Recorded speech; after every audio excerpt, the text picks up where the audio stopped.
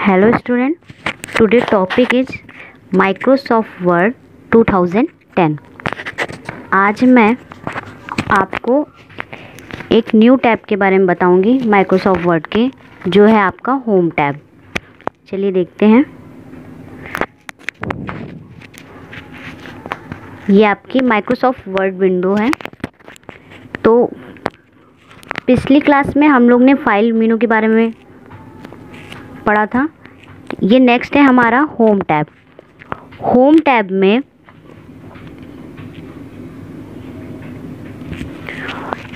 ये home tab है। Home tab में आपकी कई सारी विंडो है, जैसे कई सारे टैब हैं। क्लिपबोर्ड है, फॉन्ट है, पैराग्राफ है, स्टाइल है, एडिटिंग है। तो सबसे पहले हम क्लिपबोर्ड की बात करते हैं। इसके लिए एक हम लेते हैं पैराग्राफ। ये एक पैराग्राफ है, क्योंकि होम टैब में जितनी भी टैब्स है उसके रिबन के अंदर जितनी भी कीज़ हैं उसको कैसे यूज़ करना है। तो ये है आपका पैराग्राफ। पैराग्राफ को सेलेक्ट करने के लिए इसकी शॉर्टकट की होती है कंट्रोल ए। हम कंट्रोल ए से सेलेक्ट करते हैं। सेलेक्ट करने के बाद मान लीजिए हमने ये सिर्फ एक ही लाइन को हमने सेलेक्ट की है। अब इसी को ही हमें कट करना है। तो कट करने के लिए हम इस टैब पे यूज़ करेंगे। यहाँ पे क्लिक करेंगे कट ऑप्शन पे, ये कट हो जाएगा। और कट होने के बाद आप जस्ट इसी के नीचे लाकर, ये ऑप्शन है आपका पेस्ट, इस पर आप क्लिक कर देंगे तो वो कट होके वहाँ से पेस्ट हो जाएगा यहाँ पर। फिर नेक्स्ट हमारा है कॉपी। तो हम इससे सेलेक्ट करने के बाद यहाँ से हमने कॉपी की, फिर जस्ट इसके नीचे जाके हमने क्या किया, पेस्ट कर दिया। तो दोनों में डिफरेंस मैंने पहले भी बताया है। कट और कॉपी में डिफरेंस ये होता है कि कॉपी से हम किसी भी लाइन को, किसी भी पैराग्राफ को एक ही प्लेस से दूसरे प्लेस में ला सकते हैं। वो उस प्लेस पर भी रहेगा और उसके साथ साथ दूसरे प्लेस पर भी रहेगा, जैसे यहाँ पर शो कर रहा है उसके साथ में। और कट में ये है कि आप उसको, उस लाइन को या उस पैराग्राफ को, उस फाइल को वहाँ से कट करके आप दूसरी जगह ले जाके पेस्ट कर देते हैं। तो दोनों में ये डिफरेंस है, कट और कॉपी में। ठीक है। फिर ये है आपका फॉर्मेट पेंटर।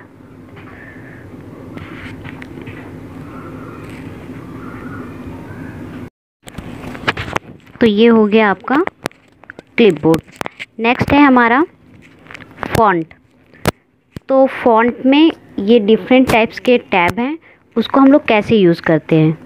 जैसे ये एक टैब है, ये आपका है फॉन्ट। फॉन्ट की एक तरह का जैसे फेस होता है, या हम उसको कह सकते हैं स्टाइल भी कह सकते हैं, या एक तरह का फॉन्ट है। तो ये डिफरेंट टाइप्स के फॉन्ट है। तो अगर आप ये पैराग्राफ एक सेलेक्ट कर रहे हैं, मान लीजिए ये है, तो देखिए जब आप इस पर जाएंगे तो ये देखिए जिस स्टाइल का फॉन्ट होगा उसी तरीके आपका पैराग्राफ भी चेंज होता जाएगा। जैसे एरियल ब्लैक है तो एरियल ब्लैक में आएगा, एरियल नैरो है तो नैरो स्टाइल में आएगा, राउंडेड एम्प्टी बोल्ड है तो उसी स्टाइल में आएगा। तो ये डिफरेंट टाइप्स के हैं। तो जिस स्टाइल में आप लेना चाहें उस स्टाइल में वो आप एक सेटिंग कर सकते हैं। ठीक। और ये जैसे मैंने, वैसे ज़्यादातर लोग कैलिब्री ही यूज़ करते हैं। ये इसका एक स्टाइल होता है जो सभी लोग यूज़ करते हैं। चेंजेस डिपेंड करता है आप पर कि आप किसी भी पैराग्राफ को टाइप करने पर कौन सी एक फॉन्ट की स्टाइल को या एक फेस को आप लेना चाहते हैं। ठीक। नेक्स्ट है, ये है आपकी फॉन्ट की साइज़। ये फॉन्ट की साइज़ है जैसे 10, 11, 12, 14, 16, जितनी भी साइज़ को बिग करना चाहते हैं उतना आप उसे बिग कर सकते हैं।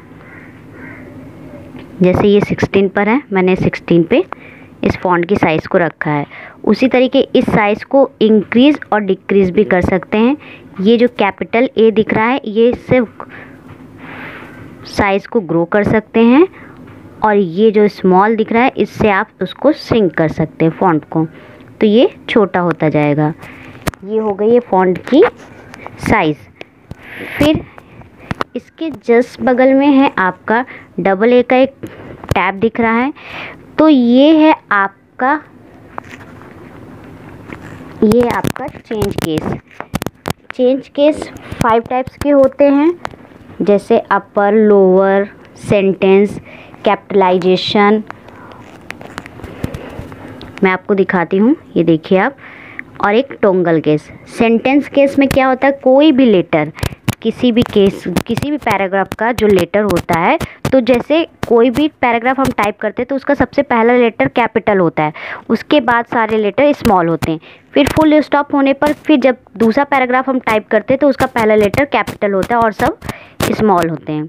तो उसी तरीके अगर हम सेंटेंस केस करते हैं तो पहला लेटर सबका क्या हो जाएगा, कैपिटल। ये देखिए ये कैपिटल हो गया, यहाँ पे फुल स्टॉप है, ये भी कैपिटल हो गया, तो इसका जो भी पहला लेटर वो कैपिटल, ये होता है सेंटेंस केस। फिर नेक्स्ट है इसके नीचे लोअर केस। जितने भी पैराग्राफ में लेटर है वो क्या हो जाएंगे, हमारे लोअर हो जाएंगे, तो सब स्मॉल लेटर में हो जाएंगे। फिर उसके जस्ट नीचे है अपर केस, तो जितना भी अपर केस का यूज़ करेंगे तो सभी लेटर हमारे क्या हो जाएंगे, कैपिटल हो जाएंगे, तो ये है आपका अपर केस। नेक्स्ट है इसका कैपिटलाइज ईच वर्ड। जितने भी पैराग्राफ में लेटर है उसका सभी लेटर के पहला वर्ड क्या हो जाएगा, कैपिटलाइज हो जाएगा, यानी बड़ा लेटर हो जाएगा। ये इस तरीके, ये देखिए पर्टिकुलर, पॉइंट में पी बड़ा हो गया, और में ओ, ए, पर्टिकुलर, इसी तरीके। ठीक है, तो ये है आपका चेंज केस। क्लियर है। फिर जस्ट उसके नीचे है आपका बोल्ड। बोल्ड यानी किसी भी लेटर को थोड़ा सा मोटे तरीके से दिखना, तो ये आपका बोल्ड हो गया। इटैलिक यानी थोड़ा तिरछे में होना। अंडरलाइन यानी उसके नीचे लाइन हो जाना। ठीक। फिर जैसे कुछ लेटर्स होते हैं उसको हम लोग स्ट्राइक इट ट्रू बोलते हैं। जैसे कोई भी लाइन है मिडल पर, अगर सेलेक्टेड टेक्स्ट के मिडल पे वो लाइन खींच के आए तो उसके लिए हम इसका यूज़ करते हैं इस तरीके से। ये किसी सेंटेंस में यूज़ किया जाता है, तो अगर आपको ऐसे करना है, जैसे कोई भी लाइन है आप उसको कट करना चाहते हैं तो आप इस टैब का यूज़ कर सकते हैं। क्लियर।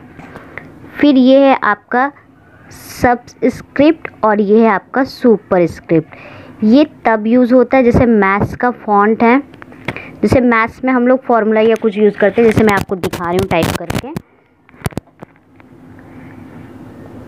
जैसे हमने लिखा है x और 3, अब इसी 3 को हमने सेलेक्ट कर लिया। सेलेक्ट करने के बाद अगर हम सबस्क्रिप्ट का यूज़ करते हैं तो लेटर हमारा इस तरीके हो जाएगा, जैसे x का क्यूब सबस्क्रिप्ट में। अब x का क्यूब मतलब x, ये x3 नीचे हो गया। हम लोग ज़्यादातर फॉर्मूला में इसका यूज़ करते हैं, और फिर x क्यूब करना है तो ये सबस्क्रिप्ट में आ गया। तो ये आपका ज़्यादातर यूज़ होता है मैथ्स के नंबर पे। ठीक। फिर ये नेक्स्ट है आपका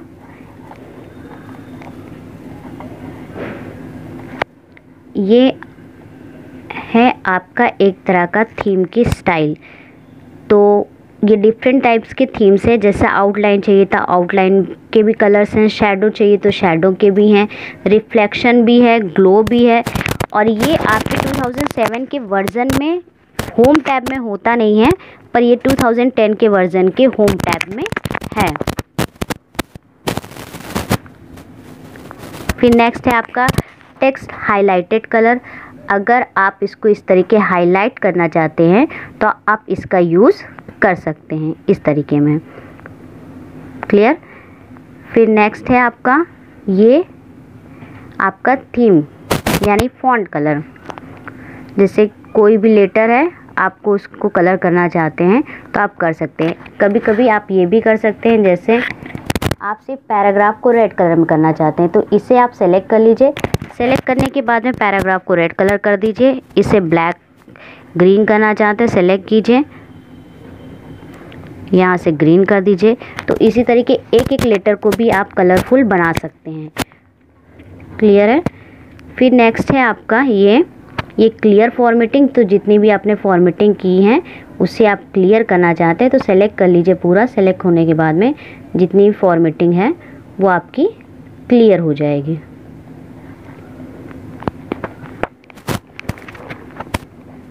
ये सेलेक्ट हो नहीं पाया इसलिए थोड़ा सा मतलब कई स्टेप हम लोग आगे बढ़ गए, इस वजह से ऐसा शो हो रहा है। ठीक, ये है आपका एक पैराग्राफ। मैं नेक्स्ट अपने टैब में आती हूँ। ये है आपका एक पैराग्राफ। पैराग्राफ टैब में क्या है, ये आपका है बुलेट्स। जैसे किसी भी नोट्स के लिए हम बुलेट्स का यूज़ करते हैं तो हम इस पर क्लिक करेंगे। एक कोई बुलेट्स को हम सेलेक्ट कर लेंगे। सेलेक्ट करने के बाद जैसे हमने यहाँ पे कुछ लिखा है, देखिए पैराग्राफ के पहले यहाँ पे हमने बुलेट लगा दिया क्योंकि वहाँ पे हमारा एरो था, पॉइंटर वहीं पर था। बुलेट लगाने के बाद में हमने इंटर की किया, बुलेट्स अपने आप आ गया। फिर इंटर किया, फिर अपने आप आ गया। और अगर हम चाहते हैं इसे हटाना है तो हम यहाँ पे टैब पर क्लिक करके भी हटा सकते हैं। और उसके साथ साथ अगर हम अपने कीबोर्ड से 2 बार इंटर की प्रेस कर देंगे तो वो हमारा जो बुलेट्स है वो अपने आप हट जाएगा।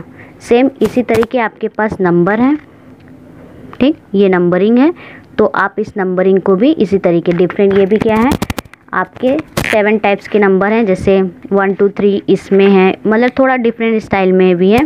कैपिटल, स्मॉल, रोमन, ये स्टाइल है उसकी।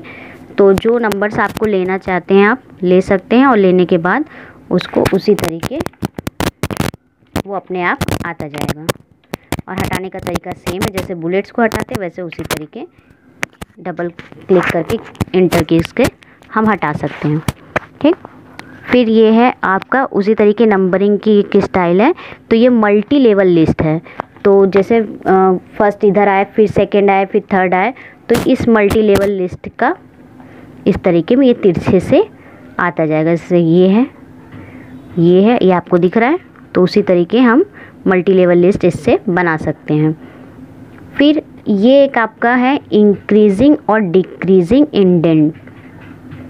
ये है डिक्रीजिंग इंडेंट और ये है इंक्रीजिंग इंडेंट। जैसे इंक्रीजिंग और डिक्रीजिंग नंबर्स होते हैं उसी तरीके ये भी है। तो ये इस तरीके बढ़ता चला जाएगा। और डिक्रीजिंग इंडेंट पे आएंगे तो वो उसी एरिया पर वापस, जैसे ये पैराग्राफ आपको इस तरीके बढ़ते हुए क्रम में दिख रहा है उसी तरीके हम इसको सिंगल सिंगल भी हर एक लाइन को शो कर सकते हैं। ये डिपेंड करता है आप पर कि आप उससे पहले अगर कुछ फिगर लगाना चाहते हैं और पैराग्राफ पहले टाइप कर चुके हैं तो आप इंक्रीजिंग और डिक्रीजिंग इंडेंट का यूज़ कर सकते हैं। ठीक है, ये शॉर्ट है, शॉर्ट माने A to Z। तो शॉर्ट आपकी इंक्रीजिंग भी होती है, डिक्रीजिंग भी होती है। तो दोनों पे डिपेंड करता है कि आप इंक्रीजिंग ऑर्डर में करना चाहते हैं या डिक्रीजिंग। जैसे किसी की लिस्ट है या कुछ है तो आप उसको इंक्रीजिंग और डिक्रीजिंग ऑर्डर में कर सकते हैं। और ये है आपका शो हाइट। तो इसका यूज़ ये है कि अगर आप ये जब भी लगा देते हैं तो ये शो हाइट एक ऐसा फॉर्मेट है, उसके बाद आप कुछ भी कीजिए तो वो उसी के आगे बढ़ता जाएगा। और इसे हटा देंगे तो कोई इतना यूज़ नहीं है, फिर भी एक तरह का फॉर्मेटिंग का स्टाइल है। फिर नेक्स्ट है ये आपकी अलाइनमेंट। तो ये आपकी लेफ़्ट अलाइनमेंट्स हैं। इसी पैराग्राफ को आप सेलेक्ट कर लीजिए। तो ये आपकी लेफ़्ट अलाइनमेंट हो गई, ये सेंटर अलाइनमेंट हो गई, ये राइट अलाइनमेंट हो गई और ये आपकी हो गई जस्टिफाइड अलाइनमेंट। जस्टिफाइड अलाइनमेंट जैसे हमारा न्यूज़पेपर होता है, ये सब में इसका हम लोग यूज़ करते हैं। ओके, फिर नेक्स्ट है ये आपकी लाइन और पैराग्राफ की स्पेसिंग है कि आपको कितना स्पेस चाहिए। ये 1.0 इसका फिक्स है और आप डिफरेंट टाइप से, जैसे 1.15 है तो उस तरीके आप उसको सेलेक्ट कर सकते हैं। उसके बाद नेक्स्ट है आपका शेडिंग का ऑप्शन। तो आप शेडिंग करना चाहते हैं तो शेडिंग कर सकते हैं। फिर ये है आपका बॉर्डर। तो जो आपको चाहिए उस बॉर्डर को आप यहाँ से लगा सकते हैं। तो ये होम टैब का सिर्फ हमने आज क्लिप आर्ट, फॉन्ट और पैराग्राफ टैब को टीच किया है। ठीक है, नेक्स्ट बार हम लोग फिर उसी होम टैब के स्टाइल और आगे की जितनी भी टैब है उसके बारे में रीड करेंगे।